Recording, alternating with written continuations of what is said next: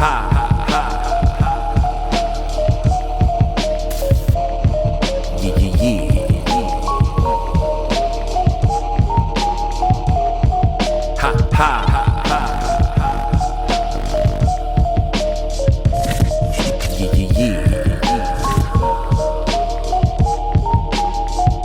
welcome back. JMC Podcast is in full effect. My name is Felix C. Arroyo.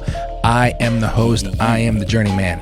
Today's episode is yet another journey, another interview.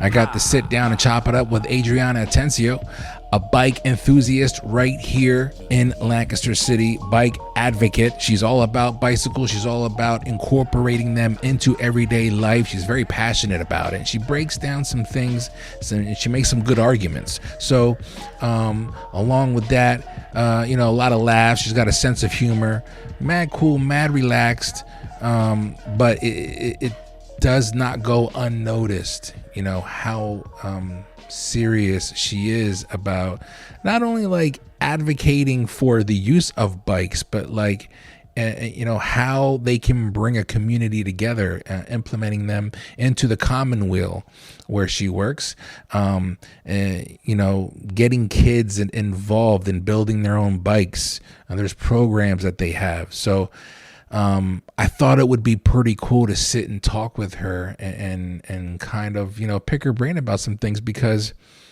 and I kept it real with her.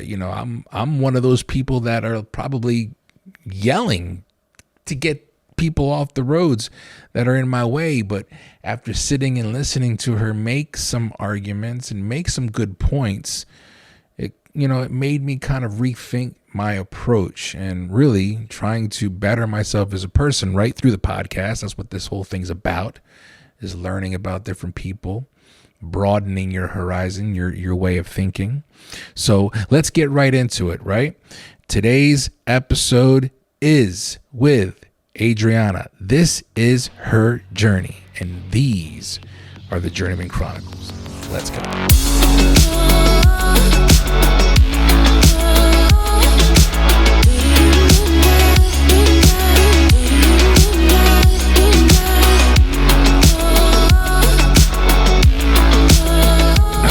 Well, thank you for being here. Yeah, thank you for having me. One of my favorite things about doing the podcast is meeting new people.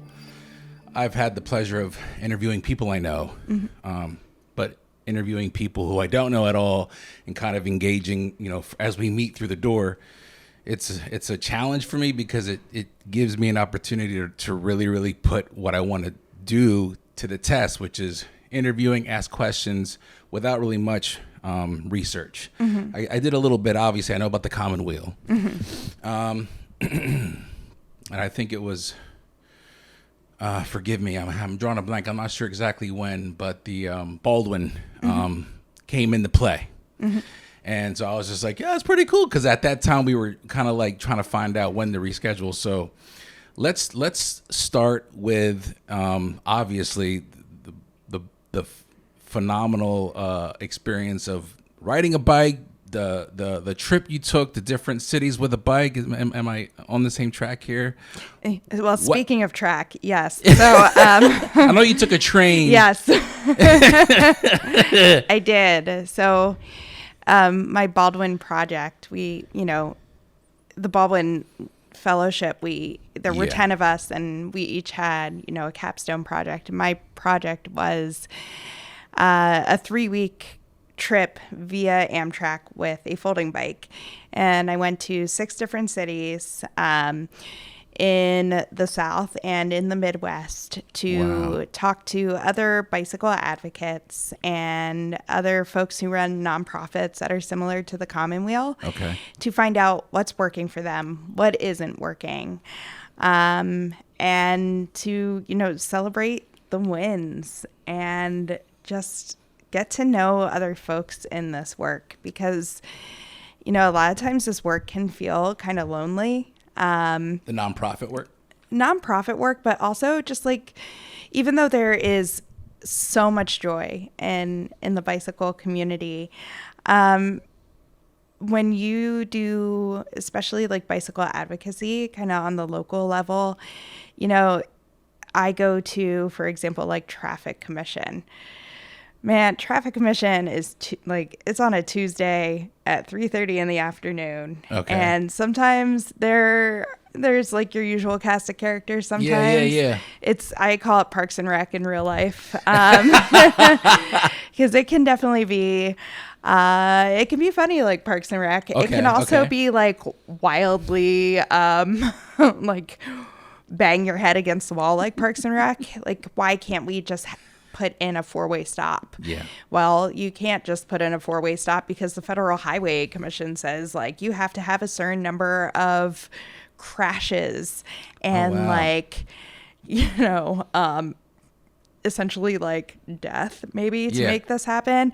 And it's kind of convoluted, and it can just be so frustrating, especially when people are coming like with these problems, and then you just can't actually really do too much about it because there are arbitrary rules in place. And not everybody knows about, you know, some of these commissions and things that you can do to try and make change in your neighborhood. So it can feel a little lonely at times.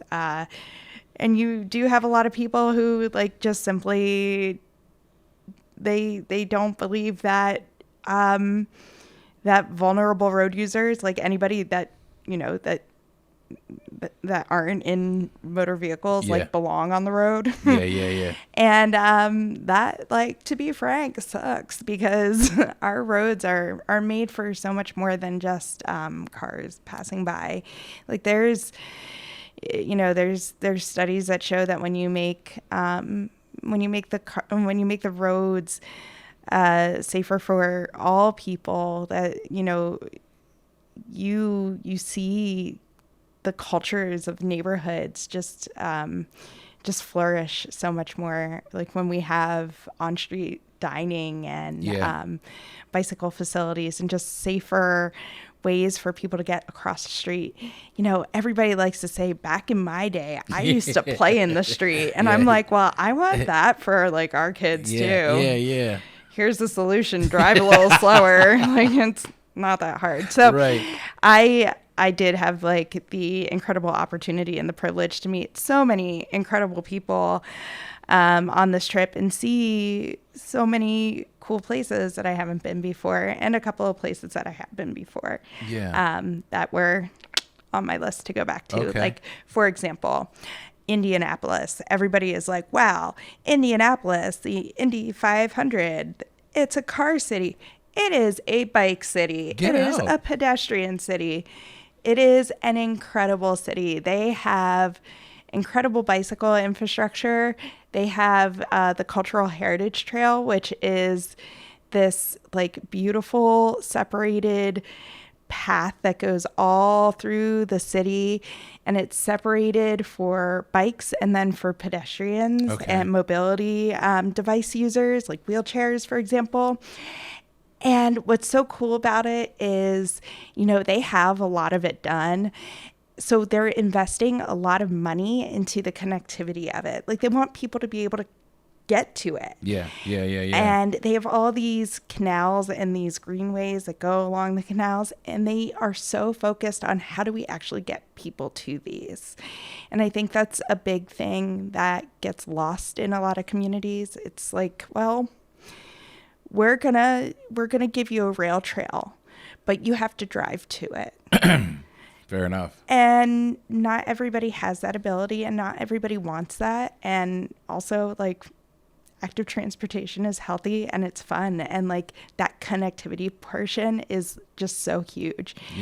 And I think it just really became a theme for the entire trip. I mean, part of like being on the train and what makes it so different from being in a car, being on an airplane, is the fact that it's slower.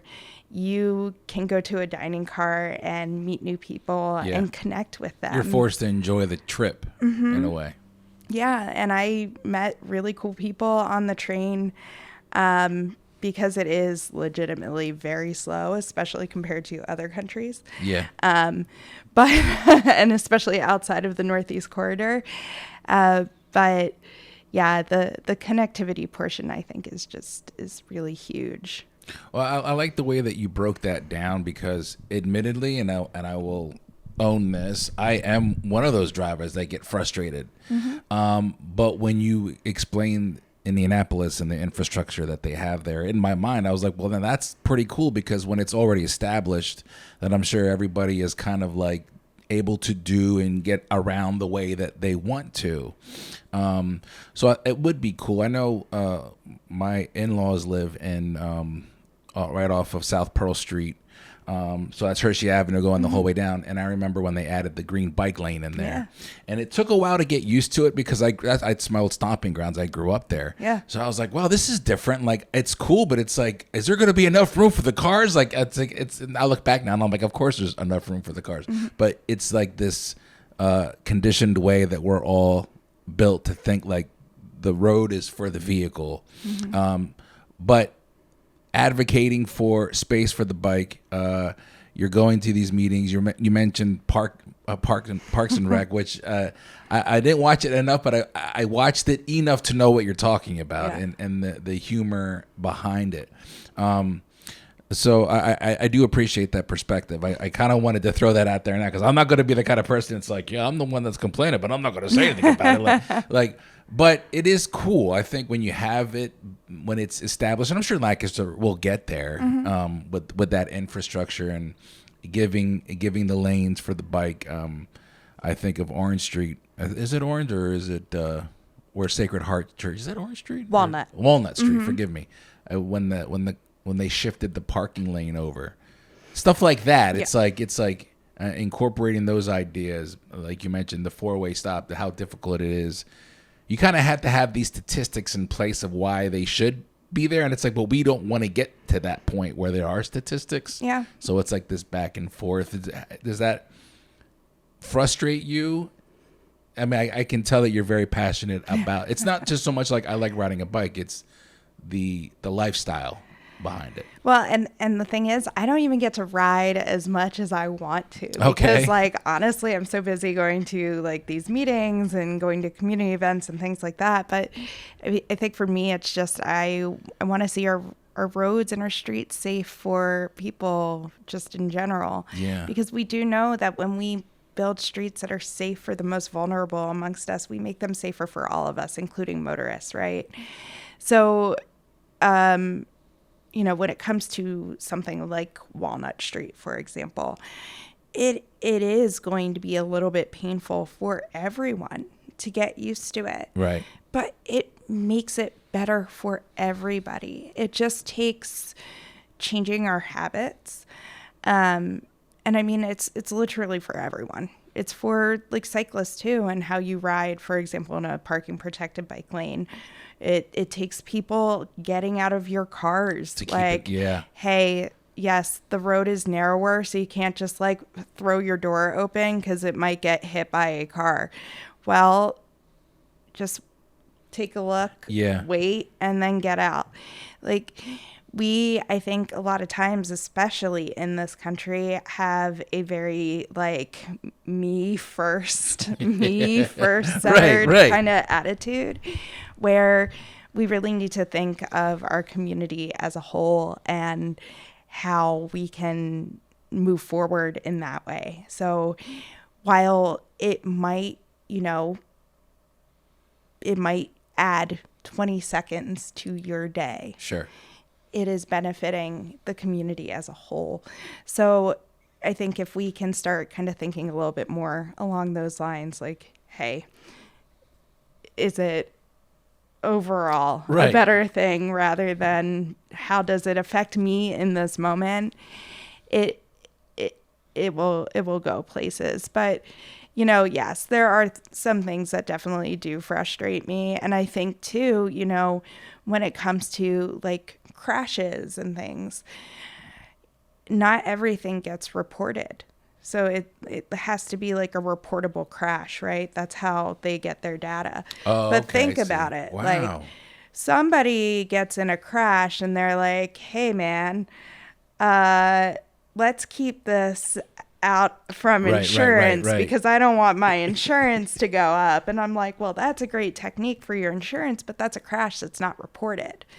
So like, that's a very privileged thing to be able to do, to be like, I'm going to shell out some cash, but then we don't have the data, actual good data to go off of. So I think a lot of things get like very much so underreported. And yeah, so that is a source of frustration for me because, man, there's nothing like, you know, there's federal law, there's state law, but who knows their communities best? Like, sure, local people do. Now, do we have absolutely like experts and everything? Yes. Like, we know how infrastructure can change a community for the better, right? We've seen it in different places.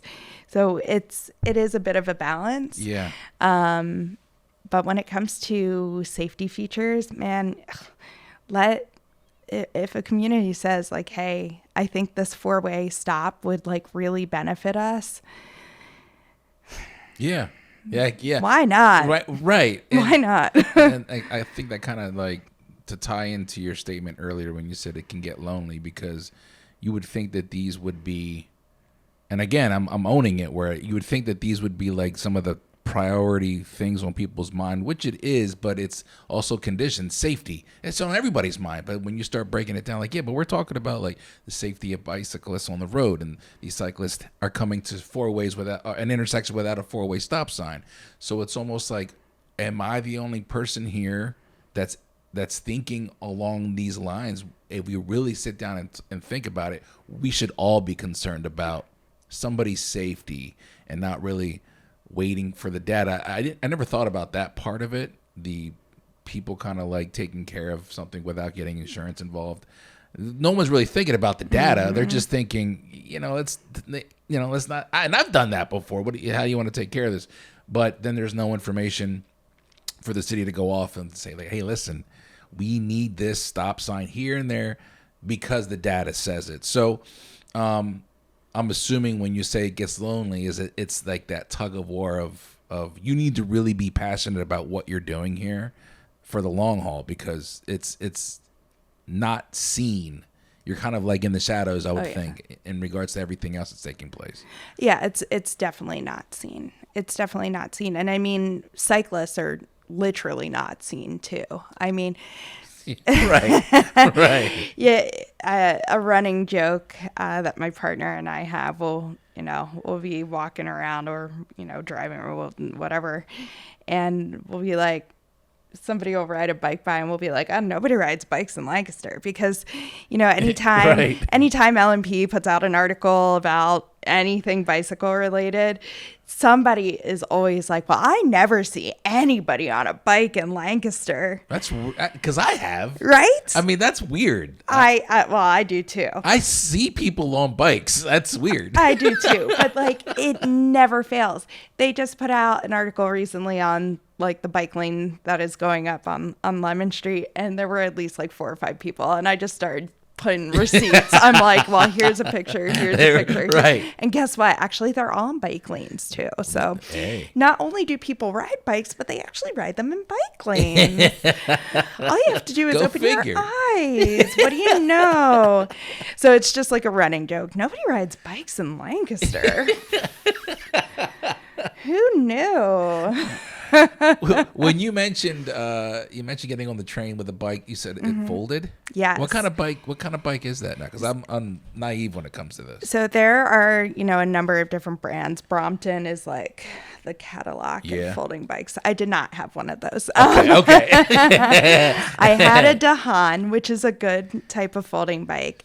But the thing about folding bikes is when you take them on Amtrak, they are considered luggage, so you don't have to pay to bring your bike on the train. Okay. When I was getting on in New Orleans, I took a train from New Orleans all the way up to Chicago. It was about 24 hours.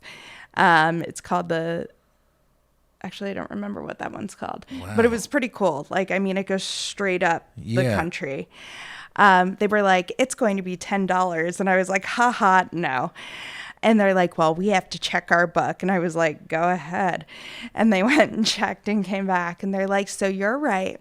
Do you want a job? And I was like, no, I don't. But like, yeah, because so it fit into a bag. Like I had a carrying bag for it. I probably could have invested in a better carrying bag. I had like bruises up and down my arms from carrying that thing around, because it is about like 25, 30 pounds. Okay, yeah. And it's not that it's heavy, it's just more that it's like clunky. Yeah, because I'm thinking of a bike, like a literal folded bike. How are you holding that in the bag? It's a bike. It's a bike. It's a bike, but it folds what I'm thinking down. of are the tires. Like so it's a 20-inch tire. Okay. Yeah, it's a 20-inch wheel. So I rode, when I was in Atlanta, I did about 30 miles on it the one day, and I hit some really chunky gravel, and those wheels are not made for chunky gravel. That was quite the experience. I was like, I need a drink after that. And I did stop and I had one. There you go. Which is always fun. But it's a good little bike to get around in. I have not ridden that bike since I got back. Okay. My boyfriend ended up using it as his commuter for a little bit, because he's like, it fits right under my desk. And I was like, you have fun with that. I was trying to keep up with somebody. She has an e-bike, and she's like, I'm just going to put it on eco mode, which is like her slow mode. And I was like, girl, you have full-size tires. Like, you have full-size wheels. I got these little 20-inch wheels. I felt like the Wicked Witch. I was just like, da-da-da-da-da, and I was not. They're thinner, right? The wheel? Well, no. So it's the wheel.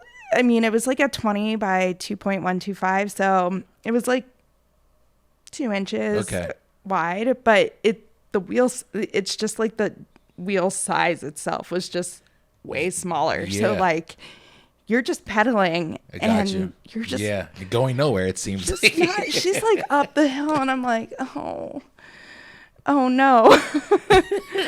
Plus when I'm home, my bike that I usually ride is a single speed. So, I mean, I don't have any gears to shift. Gotcha. I get to a hill and I'm like, I'm just going to blast up this hill. All right, here I am. So I forget how to shift a lot. Like it's not that I forget how to shift. I forget that I have to shift. Gotcha. So I get to a hill and I'm like, oh crap, I got to do this. And then I would do it. But not do it well. I can't remember the last time I rode a bike. I was thinking about it while I was preparing for this episode. I'm like, I know how to ride it, but I haven't done it probably since I was a kid, so I don't know if I'd be able to. Oh, it's just is just it literally like the phrase is like bike. just like riding a bike? But I do remember shifting gears as a kid and having to remember to do that. It's crazy. I had a few years back, a woman came into our Queen Street Community Center and shop, and she's like, I have not ridden a bike since I was probably like 12 years old. And she's like, that was decades ago. She was probably in her 60s. And I was like, well, no problem. Let's try this one, and I'll grab my bike and let's just go back to these parking lots and we'll ride together. And like the first few minutes, it was like a newly born fawn, like just like a little shaky, right? Yeah. But after those few minutes, it was just like riding a bike. I mean, cool. Like she got it, and then she just kept going, and she just had the biggest smile on her face. Yeah. And we were just riding around in circles, and she was just so happy. And I mean, I think that's like the coolest thing. That's the coolest thing about, what we do. I mean, I don't have the opportunity to be in the shop as much anymore, or to be in the co-op, because I don't actually get my own work done. I end up just talking to people all the time, which is great. I mean, I love talking to people, but then I don't get my stuff done. But the joy that people get from bicycles. I mean, either it is like that nostalgia that they feel, or, you know, for some of the kids that we have that are coming through our programs, they find such a sense of purpose in working with their hands and, you know, learning all these STEM skills. We have kids that will, you know, come in to our drop-in volunteer night every Friday, and it is like their favorite time of the week. Yeah. And they're hanging with adults and like wrenching on bikes, and they find just like purpose and joy, and it's so cool because, you know, a bicycle, it's one of the things I like to say. It's a simple machine in a lot of ways, right? But it is so revolutionary in many, many ways. I mean, for so many people, it provides the ability to get to school, to get to work, to get to soccer practice, right? For other people, it is that form of like release, for stress release, for exercise. And then, you know, for most people, I mean, like, unless you're going up a really gnarly hill, or unless a car is like right on your butt, you're really hard pressed to find somebody who is riding a bike and they don't have a smile on their face. Yeah, I didn't think about that. It's fun. Yeah. And it takes you back to childhood. And I mean, it's so, so, so cool. Well, I would think it's also like a connection with your neighborhood and community, because you're not in a vehicle, so you're not enclosed in anything. You're still like, you're moving, but you're within everybody's reach in a way, if that makes any sense. I could kind of like imagine that in my mind. You see the cliche movies where the person's riding their bike and it's got that vibe, and I'm like, that must be really what it's like when you're genuinely enjoying it or using it. Like you said, I remember my dad would ride a bike to work because he could, and he was like, why not? And it makes sense now when I look back at, like, yeah, like there's different ways of transportation, obviously, but when you think about like the release, the connection with the community, you seem to be very involved, like wanting to be involved with the community. It seems to be a passionate attribute of yours. I'm just kind of getting to know you now, but I got that vibe. You were willing to help somebody ride their bike to get acquainted with it after they purchased it, as opposed to just being like, well, you know, like, there's the bike, you can figure it out on your own. Is that something talk to me about the Common Wheel, because I know it's a staple within the community, but is that something like that's part of the gig there, is you need to be all in as opposed to just being somebody that's standing behind a counter or holding a wrench? Yeah, no, exactly. And like, that was before they bought it too. Like, okay, so that's the way it's always been. Oh yeah. So, I mean, for me, it's all about meeting people where they're at. Yeah. Right. Because, you know, I tend to tell people like I'm the worst salesperson that we have. Why is that? Well, I mean, like, yes, we sell new and refurbished bikes, and everything that we sell goes towards supporting our programming. We are a 501c3 nonprofit organization, right? Sure. So many times, like, we'll have parents come in with teens, and I'm like, how old are you? And they're like 15. I'm like, you're not buying a bike. Sign up for Earn a Bike. So, like, we could be making money, but instead, I want them to, like, sign up for programming. What is that? So Earn a Bike, it is our flagship program. It's for youth 11 to 21. They come in, they pick out one of our donated bikes. We teach them how to overhaul it, how to maintain it, and how to ride it safely. Plus, this year we added a financial literacy portion to the course as well. Wow. So anytime that they are doing any work to the bike, they are adding up their labor and then adding up any parts that they put on the bike. So, Gotcha. our youth are seeing that, hey, I did $300 worth of labor, plus I added $100 worth of parts to this bike, and my bike at the end of this course is worth $400. And we're finding that because we're doing this, we're showing them, you did this work. Right. There's an investment. You are so invested in this. They're really actually locking them up now. Well, they want to take care of their investment now. They're like, damn, I did this. And I'm like, yeah, you did. Because we do, they get the bike that they worked on at the end of this 4-week course. It's on Tuesdays and Thursdays after school. Then they get a U-lock helmet and a light set. Wow. We value the course at $200, but we have it on a sliding scale fee, and 98% of our youth receive some sort of scholarship. Wow. So many of our kids pay as little as $10 for the course, and a number of our kids pay absolutely nothing, especially if they are a newly arrived neighbor. Got you. Yeah. Okay, I got you. So it's awesome. We have we can usually have space for about 8 kids a month to do the course. We have 6 kids right now who are doing the September Earn a Bike. And we're exploring ways to do kind of a condensed version. Okay. Because the only prerequisite that we have to become an apprentice with us is Earn a Bike. And apprenticeship through the Commonweal, we work with CareerLink. You can apply to become an apprentice, and then CareerLink pays $15 an hour for 300 hours worth of work. After that, we have an advanced apprenticeship, and CareerLink pays from $16 to $18 an hour. Plus, we also have our own funds to be able to fund other apprenticeships once youth have kind of exhausted that CareerLink path.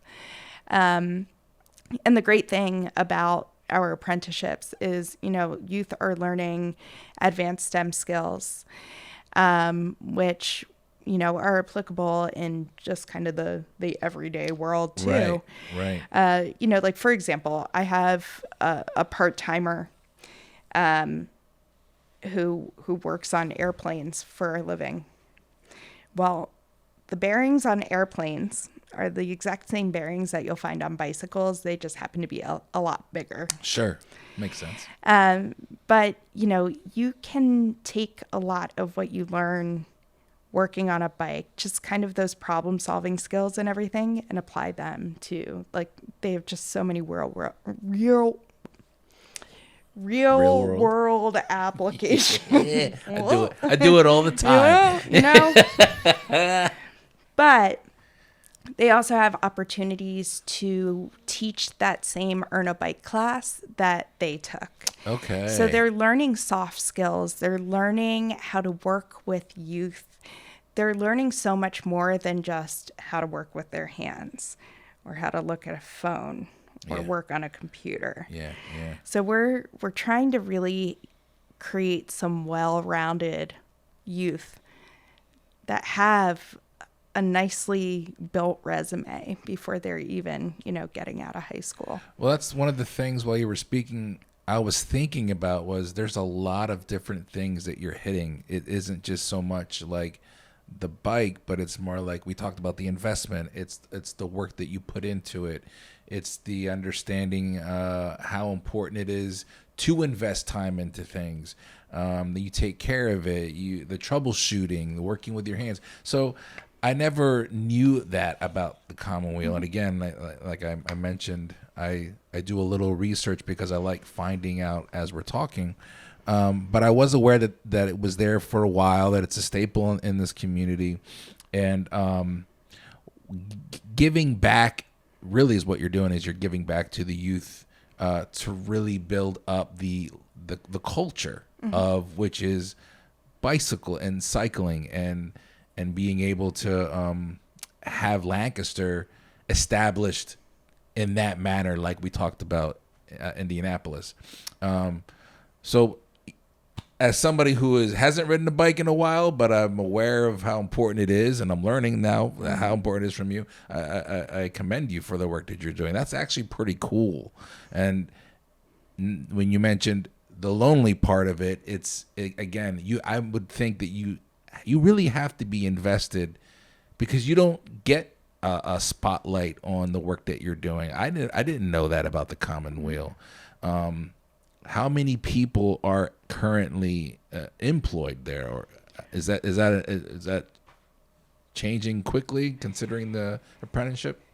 So, our youth apprentices come and go. We currently have, I think we have 2 right now, but we're always looking to hire more. Yeah.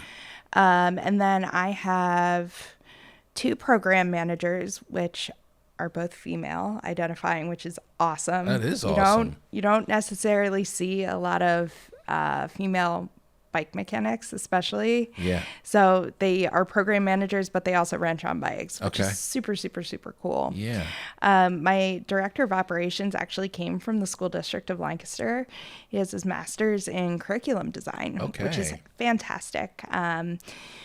His big thing when he joined our team in February was kind of auditing our programming and seeing how we can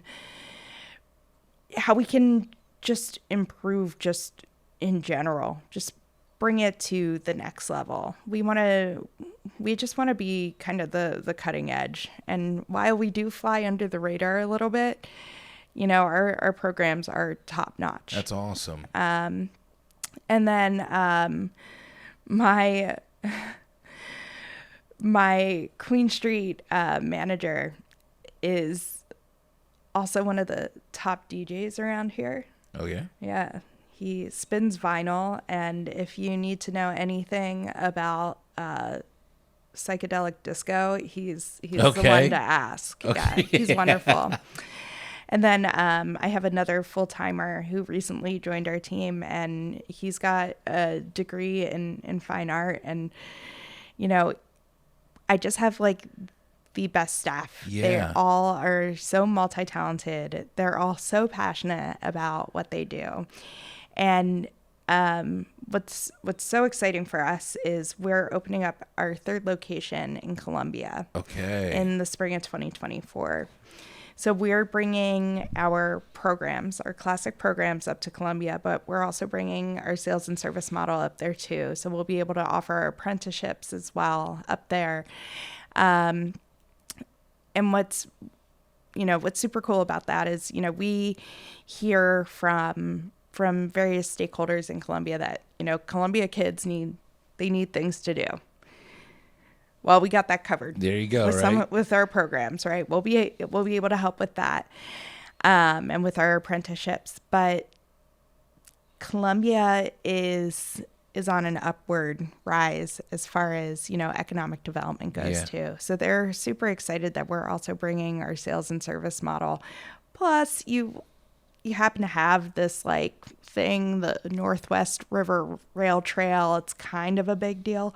That is just right there. So being able to invest in the Columbia community is just really exciting for us. And we'll only be, a mile away from York too, which is going to be so cool to be able to capture. Right over the bridge there. Yep. I mean, that's the Veterans Memorial Bridge is literally 1 mile long. There you go. That sounds so cool. That was one of the questions I was getting ready to ask. Is another location, is that in the works? But obviously it is. Mm-hmm. So you're growing. The outreach is getting bigger. That's so dope. One of the things that I was thinking about while we're talking is where did this passion for you personally come into play in your life? Has it always been there as a child, riding bikes, growing up with bikes, different kinds of bikes? Can you talk about that at all? So it really hasn't. I was in a crash when I was a kid on a bike. I actually hit the back of a moving car. I have like no depth perception. I'm blind in my right eye. Okay.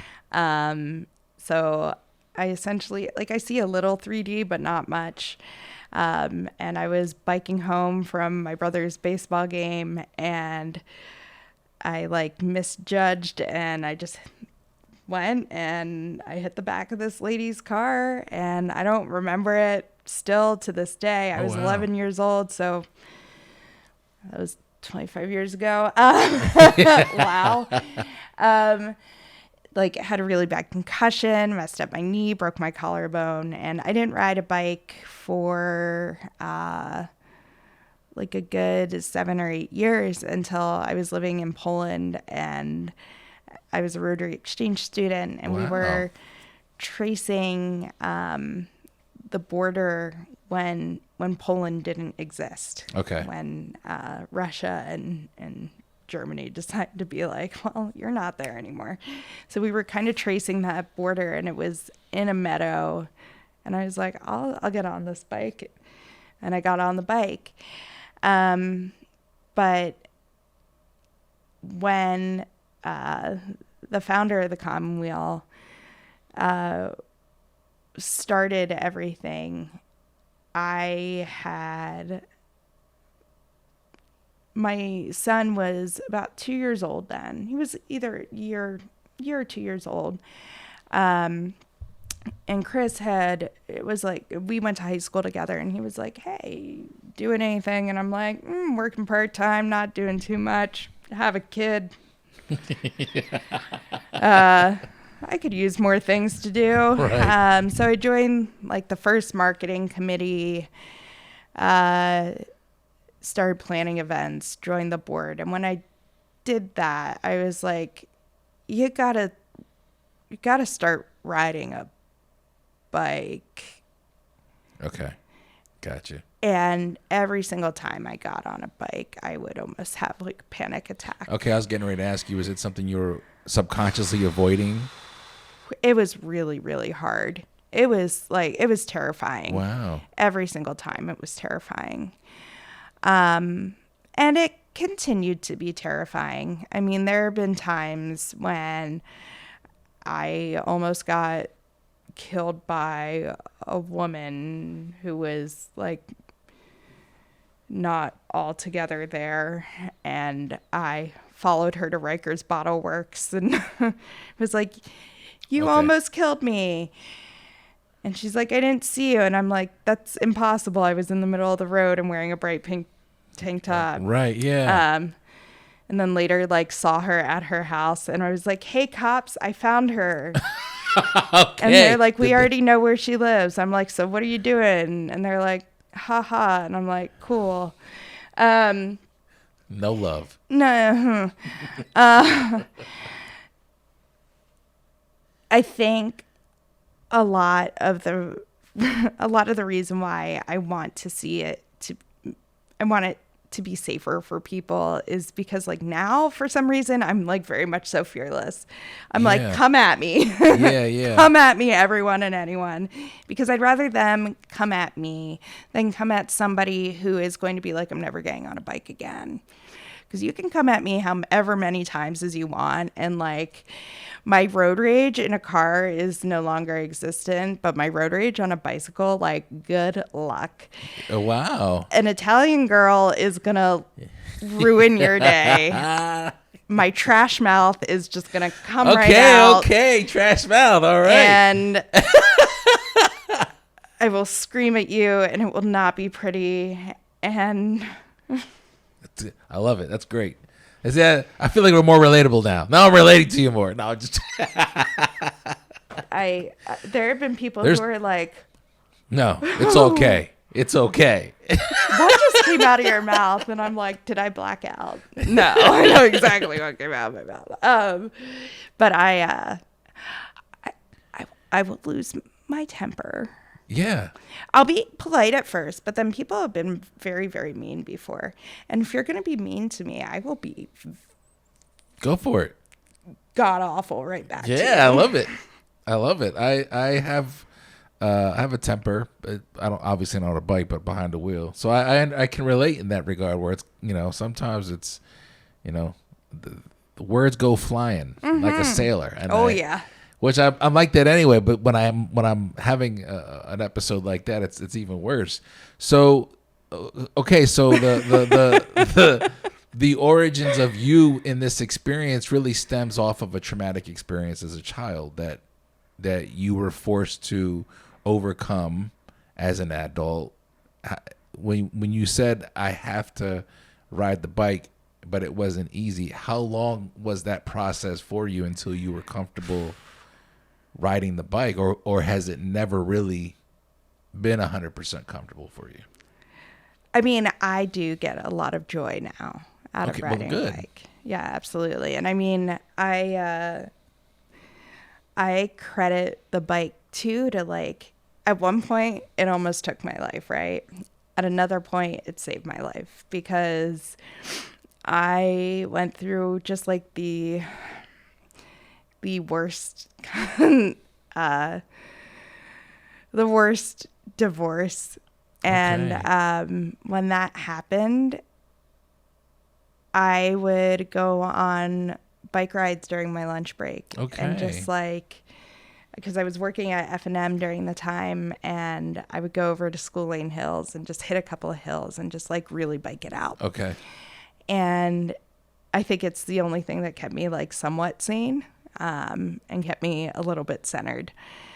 I think without it, I probably would have been a bigger mess than I was then. I hear you. We kind of joke sometimes, myself and another board member who is also divorced, that like, we should make a, what do we call it? Like a derailers and divorce club, like just riding bikes and venting.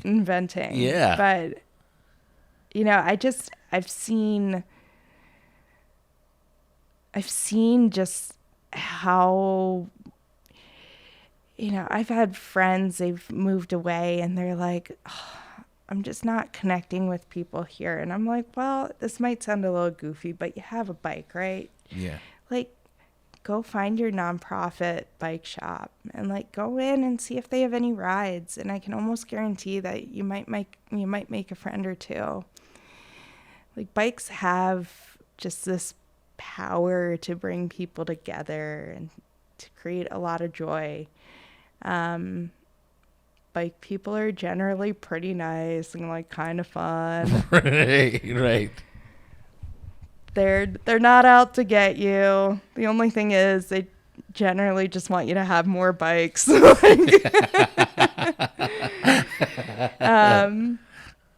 Because they are just so much fun. And like, there's just such a wonderful community that comes from it.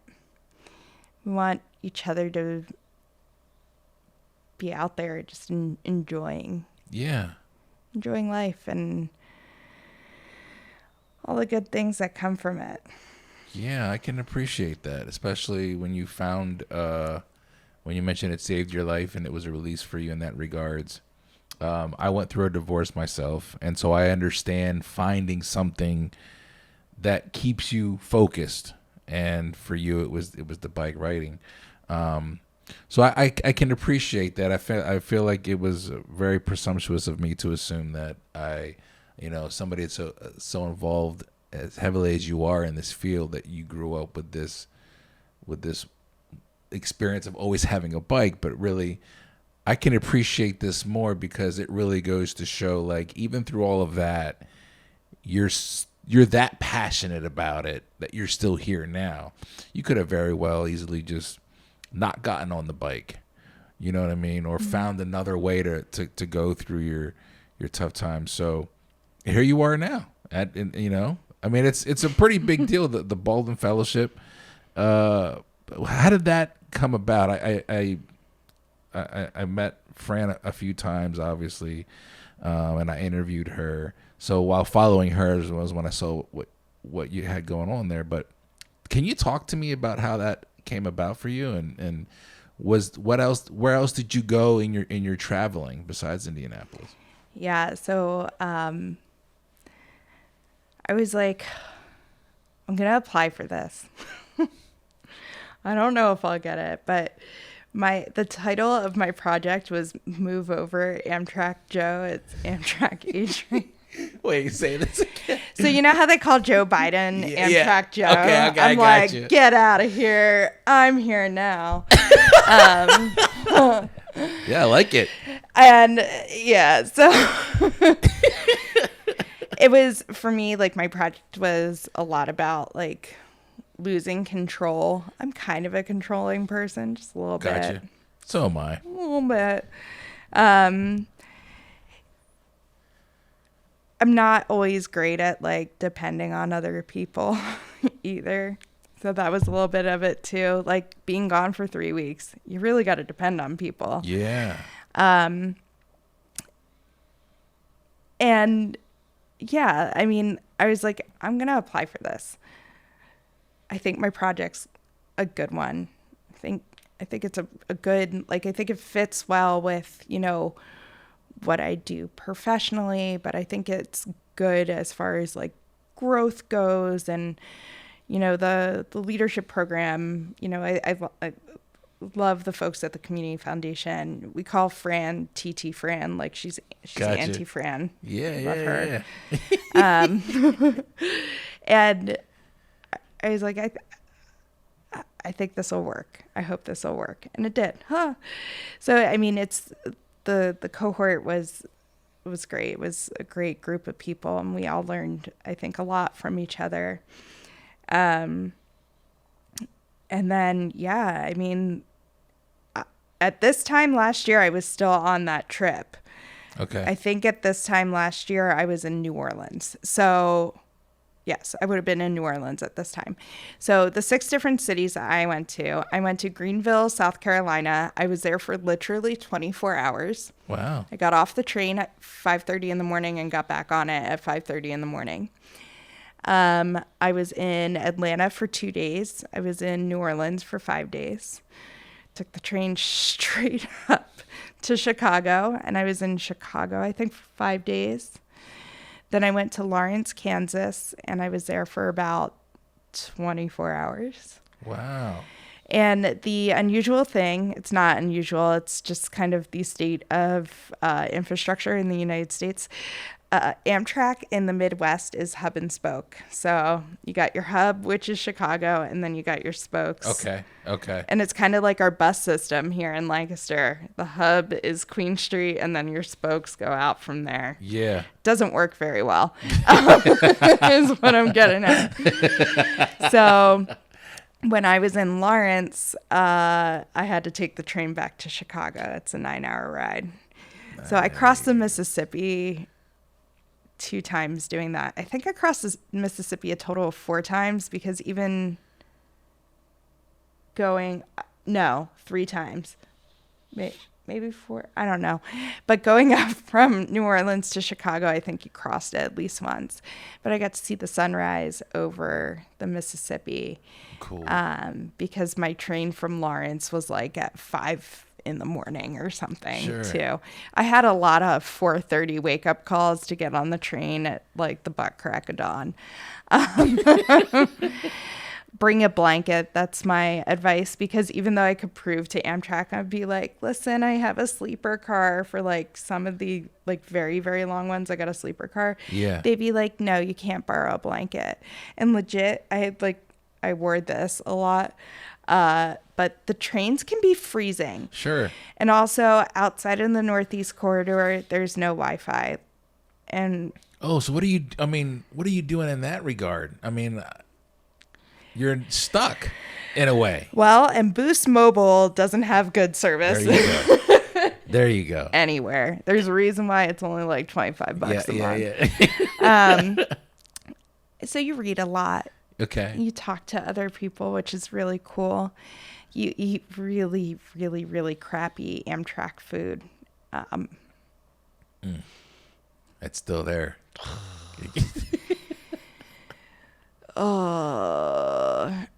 You try to bring food with you, but like legit, I had the bike bag, I had a weekender bag, and I had my backpack. And like when you're traveling by yourself and you're not trying to take too much and you have everything packed to the gills, like you can't bring too much. They do have wine on the train at least, so the food's not good. Was the wine good? No, but I mean, anything with a straw is palatable. At that point, I'm sure. Yeah. But yeah, I mean, Lawrence, Kansas. I took the train from Lawrence to Chicago. My boyfriend was on a road trip the entire time that I was on my train trip. I convinced him to go to Indianapolis with me, so he picked me up in Chicago. I cheated. He picked me up in Chicago, and we drove to Indy. Okay, there you go. Because it would have taken me 9 hours to get to Indy from Chicago, and it only took us 6 hours to drive, because that's also the state of our trains. Yeah. In the United States. And then we were in Indianapolis for 6 days. John drove from Indianapolis back to Lancaster. It took him 9 hours. I had to go from Indianapolis back to Chicago. Okay. Because hub and spoke. When I was in Chicago, I think I had an 8-hour layover. So I got to do all the things in Chicago, all the touristy things that I did not do when I was there. Because I was in Hyde Park when I was there. And all the nonprofits and everything that I was going to were in the north side, and Hyde Park is in the south side. So I was taking public transit everywhere, bus system, train system and everything. But like the one nonprofit, the recyclery that I was at, is all the way up on the north side in Roger Park. Hyde Park is in the south side. It took me 2 hours to get home that night. My Lord. Between taking the train and then taking the bus. But yeah, it took me 32 hours to get home from Indy. Because like from Indy to Chicago, that 8-hour layover, and then Chicago to Pittsburgh to Lancaster. And I was like, I got to finish the trip as intended. And when I got back and told Dave Kozer, who's the program director at the Community Foundation, he's like, I would have just driven. I would have said, at that point, screw right? it, and I would have just driven home. And by the time I got home, I was like, I should have just driven home.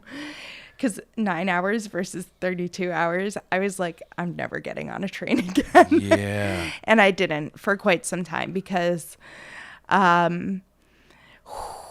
man, sure, Mayor Pete is like, we're investing billions of dollars in Amtrak. I'm like, bro, you're about 40 years too late. Yeah. I can only imagine. There is stuff. I think one of the most depressing things was, it was one of the long train rides I was on, which I was on many of them. First of all, the one from Atlanta to New Orleans, which was probably, I think, 9 hours. All of the bathrooms, save for 2, were not working on the trains, which was cool. They ran out of water. Wow. And the Saints fans on that car put up signs that they found that said the bathrooms were out of order because they didn't want anybody using them. And then the conductors found out and yelled at them and made them take down the signs so we could actually have functioning bathrooms. Yes, that was fun, first of all.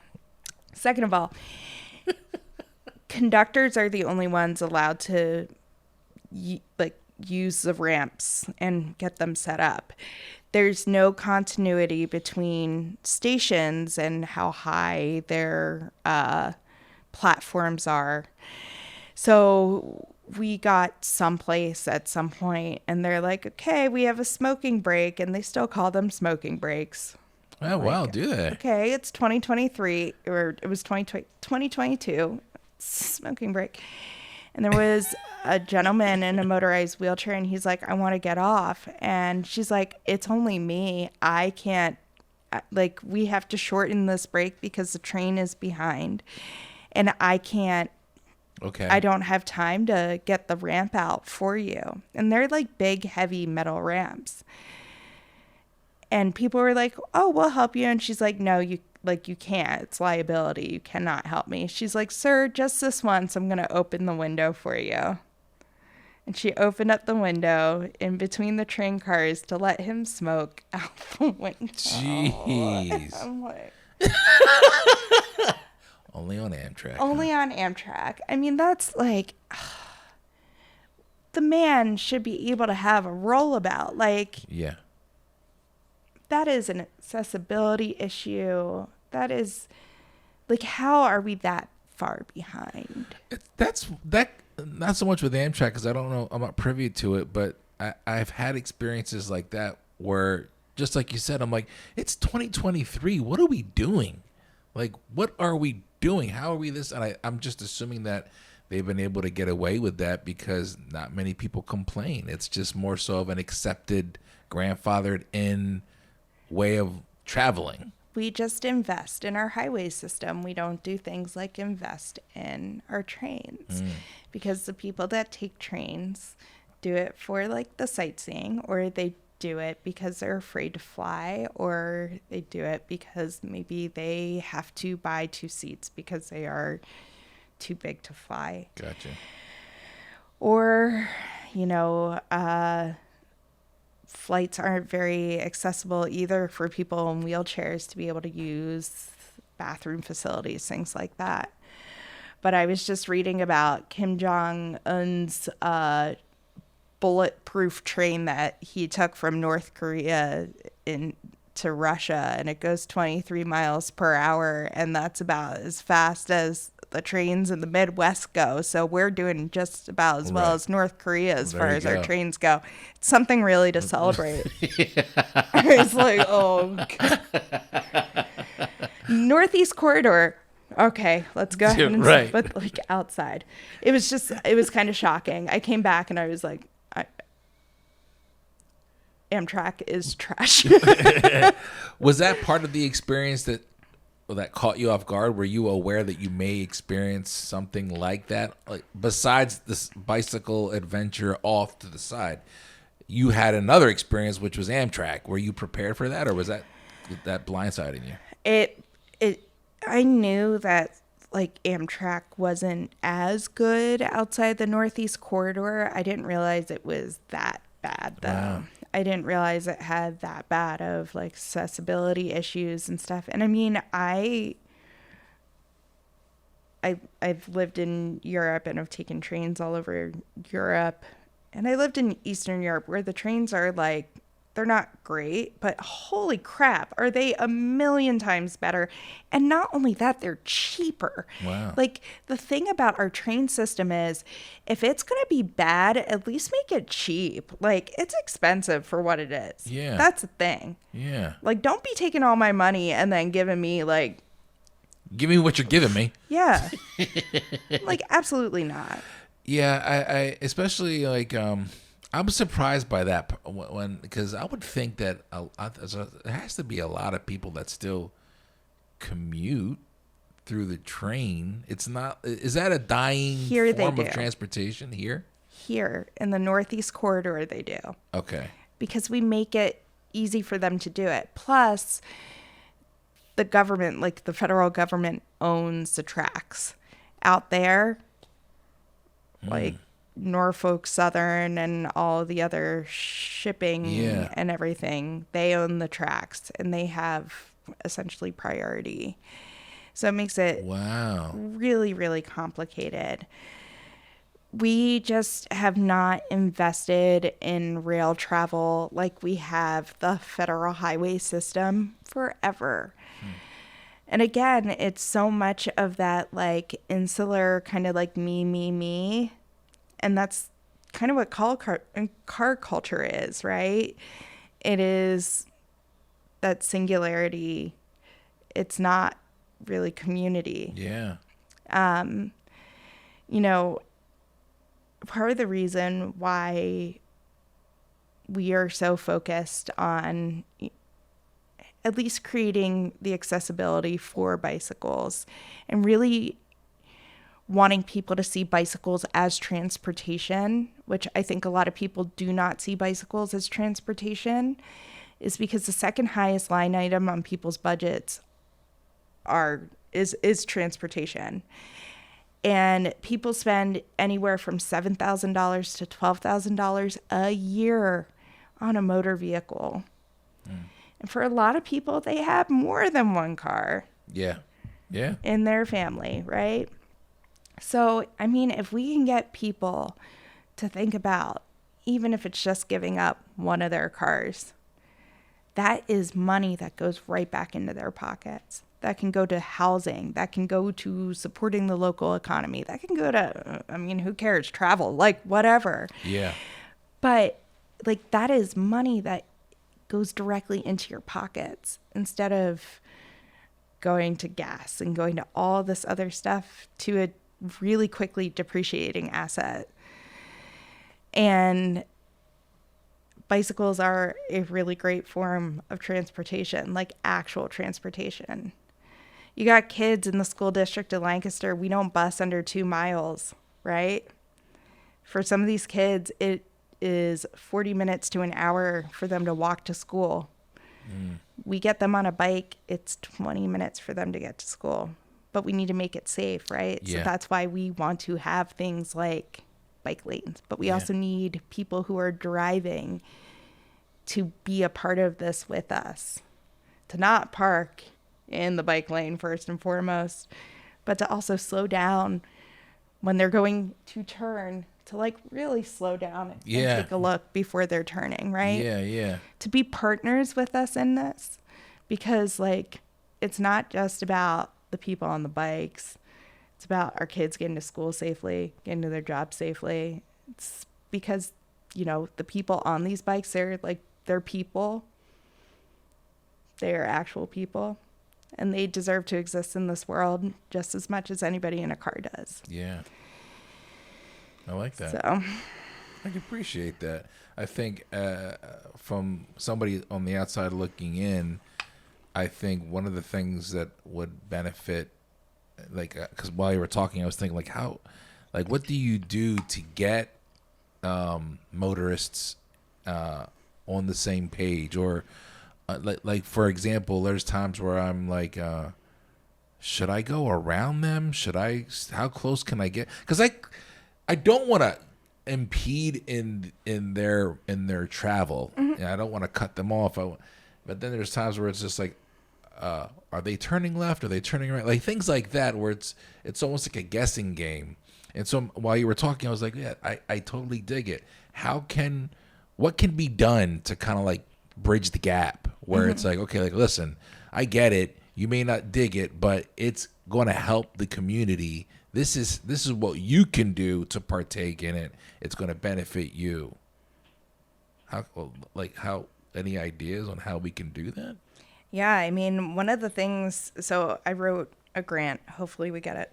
There you go. Through the Community Foundation. It's one of their Community Bridge Builders grants, because what I really want to do is, you know, in the city we have Vision Zero, which is the goal of 0 traffic deaths by 2030. Okay. Right? If Hoboken can do it, we can do it. What do you mean by that? I know what you mean, but like, what are we looking at statistically here? Is that like within the like motorists and altogether? Just trying to eliminate it completely across the board. Across the board, and it's possible. As I said, Hoboken did it. If Hoboken can do it, we can do it. If Jersey can do it, we can do it. Jersey, right? We can do it.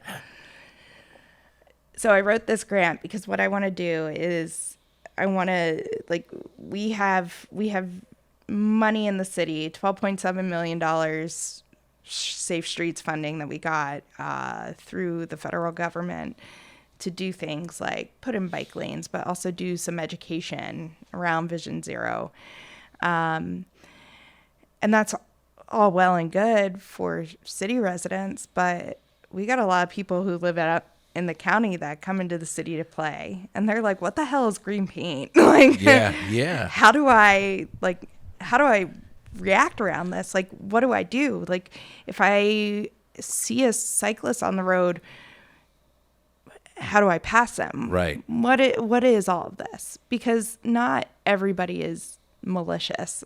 Like, trust me, I realize that. Like, some people genuinely do not know that 4 feet is the minimum to pass and that you can go over the double yellow line. Yeah, fair enough. Yeah. Yeah. Some people don't know that.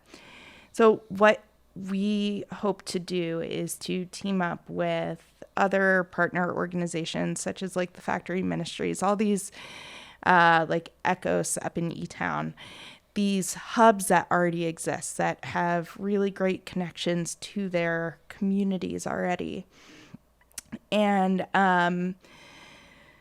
entice motorists, especially with like good gift cards, like let's say like $500 to Giant or something. There you go. Right? Yeah. That they can raffle into to bring vulnerable road users, pedestrians, cyclists. In Lancaster County, we have to talk about horse and buggies. Yeah. Because those are a thing here. Scooters. And motorists in the same room because, you know, I think part of that too is that connection, right? As well, is making people see the humans that exist. But there are different tools too that are out there. Like in the UK, they have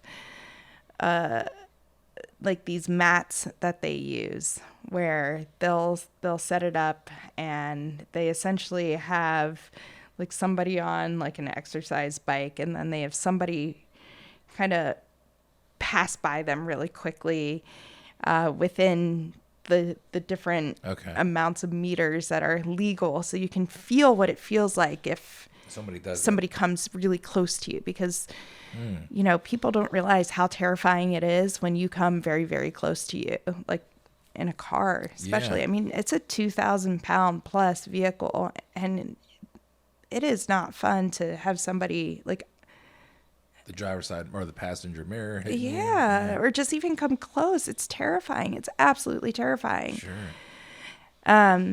So different things like that, but then also just, you know, safe streets is a concept that the county is also educating people on. They don't have nearly as much money, nor do they have kind of the staffing and the ability to do it. So, you know, part of what we do as an organization is we want to be out there to be able to be that trusted kind of source. So hopefully I get this grant. Yeah. Because I want these funds to be able to be out there. My goal is to have, you know, even if it is 5 drivers who are sitting with their buds in the car and they see somebody have some, you know, not great behavior, and they say, hey, buddy, what you did there, it wasn't safe and it wasn't cool. And let me tell you why. And maybe a ripple effect will happen. Right. And we'll see people start respecting each other a little bit more, start being a little bit safer, because pedestrian and cyclist deaths, they're on the rise. They are continually going up. We saw them fall when, you know, people weren't driving as much during COVID and everything. And then they have spiked. Yeah. And they are continuously going up. And we do not need that. We need things to go down. We don't want people dying, right? Like that is not what we need. We need to be Hoboken. Be like Hoboken. But, you know, I think just in general, we as a society, when it comes to our streets, we can slow down. Yeah. We can be a little kinder to our neighbors. And we can think about maybe eliminating a vehicle, because we've also had an acute parking problem in Lancaster since the 1970s. Yeah. And electric vehicles are not going to help that. Yeah. But bicycles very well could. I mean, my boyfriend and I, we moved in together in June. He just sold his car. And he bought himself a new bike with the money. So we're a 1-car family now. Gotcha. And we are a 1, 2, 3, 4, 5-bike family. Okay.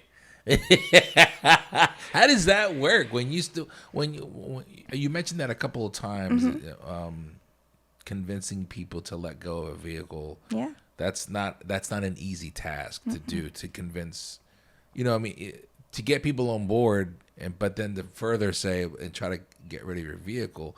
Though in principle, I completely get it. But when you finally do it in your situation, you and your boyfriend, he sold his vehicle. Yeah. So was it like we got to change the way we do things? Was it already in place and you were like, the car's really just a waste?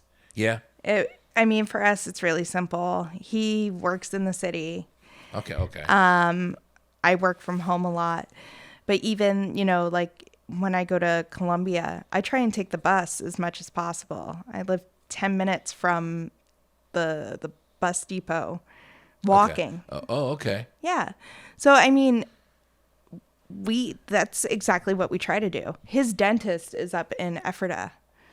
So the other day he took the bus up to Ephrata and then he rode his bike back. We try to, it's not, for us, it's not just like we live it too. It's not just, we don't just speak it. We walk the walk. Right. We ride the ride. So that's why, RTA, for example, right now, they're doing a transit study.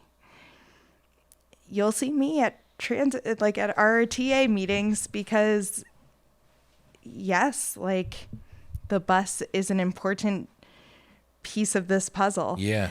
Because, taking the bus is great, first of all. Second of all, a lot of people who take the bus also ride bikes. So I need to be there to ensure that those folks who don't have time to go to these meetings have somebody who is advocating for them. Because if we get microtransit, which microtransit is probably coming here. What's that? Microtransit is basically like Uber, but operated by RTA. Okay. Which in theory, it's going to be good. But if you take away like complete bus lines and just replace it with microtransit. So that's a complete replacing the actual bus. That's one scenario, but we don't think that's actually going to happen. Okay, They want to have like little blobs of microtransit attached to essentially like some of the bus lines.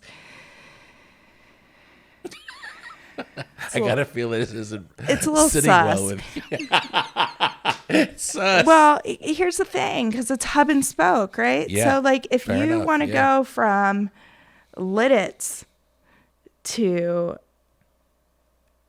like Ephrata, right? Yeah. I don't know where, but I'm with you. You'd have to go back down to Queen Street to take the bus all the way out. Okay, yeah, fair enough. Yeah. And we're like, that why? doesn't make sense at all. Yeah, no. And instead of having like this blob of microtransit, why not have a band of microtransit or do like an outer loop? That's all people want. That's all we want. Yeah. We just want the ability to go through the spikes or through the spokes. Spikes. Yikes. But the thing is too, I'm like, hey, will microtransit have the ability to like, will it have bicycle facilities? And they're like, maybe. Well, maybe it's not good. And like, that's not good enough, because a lot of people take their bike on the bus and then use their bike to get that like extra mile, like that last mile places.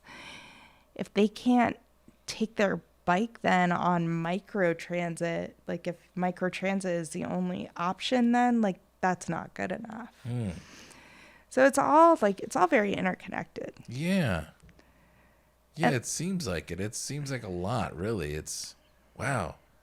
I'm learning a lot, just because again, for someone like me, I just know of that's a bike and people ride bikes, but it's a lifestyle and there's levels to it. Especially when you want to implement it on the level that you do. When you were doing your traveling, did you document it at all? Were you blogging? Were you taking pictures? Were you journaling? Like, yeah? I did. I still have the account. I have an Instagram account. It's Amtrak Adri. Okay. Yeah. I haven't been too active on it lately. I probably should be a little bit more active on it. But I did have quite a bit that I put Cool. up on there. So that's still up. Uh, lots of Instagram stories, and I've used a lot of that content. I did a webinar for the League of American Bicyclists. I think that was in partnership with Amtrak about the experience. I've done a couple of webinars actually about it, and a couple of speaking engagements about the trip. So it was pretty cool, and it's not every day that somebody takes a folding bike and just kind of leaves for 3 weeks. Well, no, I mean, yeah. Well, when you take a step back, it's like, yeah, you did it, and again, I repeat myself when I say the Amtrak experience wasn't something that you were planning on, but that is now part of that experience as well. So overall, it's like you got this pretty awesome, kick-ass story to say, I did this. Yeah. You know what I mean? And you're right. You did it with the bike, and you traveled, and you were meeting different places like Commonweal. You mentioned, and how did that go? Did you learn something from them as well, or was it? Oh, yeah. I mean, I think one of the coolest things that I learned is that we're doing so many things right. Okay, that's And what that I was was, getting like, at. So validating. You were like, okay, we're doing It's like, something great. right here. Yeah, we're doing things right. And what was really cool too was like I felt like people learned a lot from me too. Cool. Which I will be the first to tell you that there's a lot of times that I feel like I'm just like not necessarily good enough to be in some of the spaces that I kind of occupy, that I'm not like official enough. And I got you. You know, like I don't have a background in urban planning. My degree is in European studies. It's in modern European history, Italian language, and comparative literary studies. Okay. I read a lot. Yeah, like, yeah. Right? But I'm very much so like self-read and self-taught in a lot of this stuff. And a lot of what I've learned as far as like infrastructure goes is because I've experienced it firsthand, right? So when I go to things like traffic commission, and I can say like I think this could work. It's because I've seen it elsewhere, and I've seen it working elsewhere. So, it just was such a big confidence boost to go to these different places and know that like the organization that I lead, the work that we're doing is like the impact that it's having. It's on the right track, and it's doing the right thing. And to hear like some of the issues that, you know, some of the people were having at some of these different places, that I was able to, you know, impart some wisdom and tell them how we, you know, figured some things out. That was really cool to be able to, just to be that resource. Cool. And then, you know, just to learn how, especially, you know, coming out of COVID, really, how people were bouncing back, or how their pivots really kind of influenced how they operated. Like, you know, the reason why we added the financial literacy portion to Earn a Bike was because I saw it at another Earn a Bike program in Indianapolis. Okay. And, you know, some of the ways that we might do the build out in Columbia is kind of influenced by one of the nonprofits that I saw in Indianapolis as well. I just love Indy. Yeah, no, but it's so cool. It's a great place. But, you know, you learn so many cool things from people, and it can just be, you know, it can be a tiny little thing, but it can just be super, super impactful. Yeah. And I really just want a shop cat now too. Like the one place, they had a cat named Wheeler, and he just followed us around the entire time, and that was really cool. Okay. Yeah, we need a shop pet. So that's one of the perks of traveling is you learn things, and one of those things was we need a shop cat. We need a shop cat. Have you thought of a potential name for a shop cat? I feel like the kids might need to vote on You're that, probably which right. is kind of opening up Pandora's box, if we're being honest. Yeah. Maybe we would give them a list that they Pick can from choose these. from. Yeah, fair enough. Yeah, you gotta bottleneck it a little bit. You'll get names for the next 3 weeks after voting starts. So it just never stops. Yeah. You'll get 5 names a day. You'll have 55 names to go through. It's a long process. Bodie McBoatface. Yeah. With 2 people voted for that. Like, what? Who thought of that? I think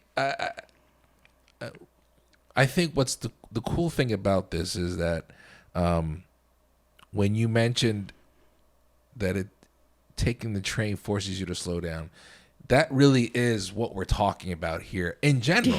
Really is like how can we all slow down so we can like be safer, enjoy each other's company a little bit more, learn about each other a little bit more.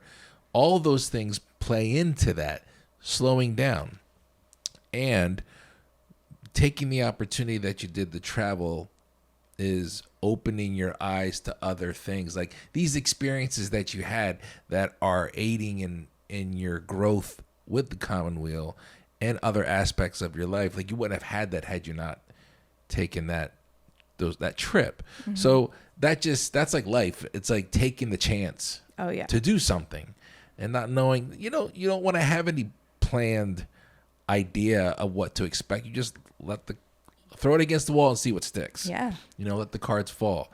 So I think that's cool. That's like one of the things I'm taking from this conversation is just like slow down and be willing to just go out there, put yourself out there and learn something. Because it will. The littlest thing, like you said, you'll be surprised where in life that'll come up where it's like, yeah, I remember learning that. And it helps you. So that's awesome. I appreciate this conversation. This is really, really cool. One question to wrap up. Yeah. Considering everything that we've talked about, especially here in Lancaster, how do you foresee this? Do you see Lancaster adapting rather quickly? See, I threw the caveat in there. So, on the theme of slowly. Yeah. I think it might be slower than a lot of us hope. Okay. I think Lancaster, we've been here for quite some time. Yeah. Right? We're the oldest inland city in the United States or something like that. So okay. I didn't know that. I think that's right. I'll have to ask Matt Johnson or something. He probably knows. But I think we're slow to adapt to change. Change is terrifying. Lots of things are terrifying, right? But change can be really beautiful. And it can be, really good for us too. It takes over 160,000 trips by bike to equal the impact that one car has on the road in 1 year. Wow. All I hear from people all the time is how crappy our roads are, right? And how we hate seeing them being torn up and repaved and this and that, right? So if you want to do anything, you should be thanking a person on a bicycle, because nobody's making an impact on the road like a car is. If anything, we are keeping it. Yeah, you're right. We're keeping it smooth. I think it's going to be slow, but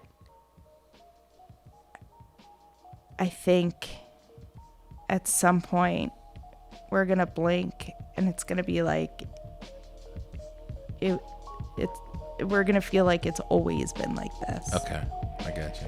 At least that's my hope.